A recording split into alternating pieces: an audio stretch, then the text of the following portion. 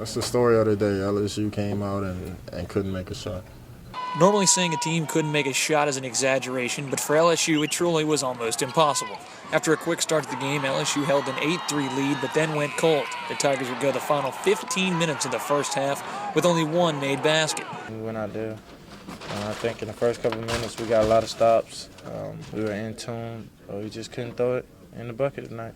The offensive drought allowed A&M to go on a 32-5 run to close out the half, all but ending LSU's chances of advancing. It took the Tigers nearly the entire second half to reach A&M's halftime total of 35.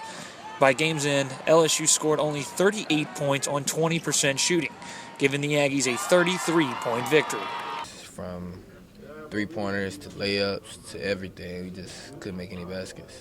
The poor shooting performance resulted in a historically bad night for the Purple and Gold. It was the worst SEC tournament loss in program history and was only the third time since 1948 LSU had scored 38 points or less in a game.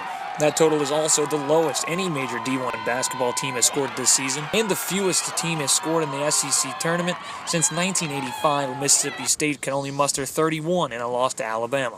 When LSU needed a win most, the Tigers put out their worst performance. I never seen nothing like a college team perform so badly.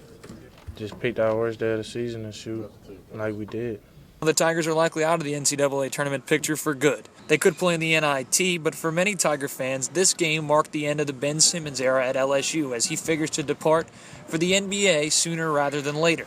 And if it was his last meaningful game, it wasn't one LSU fans will soon forget. From Nashville, Tennessee, Brian Pellerin, Tiger TV Sports.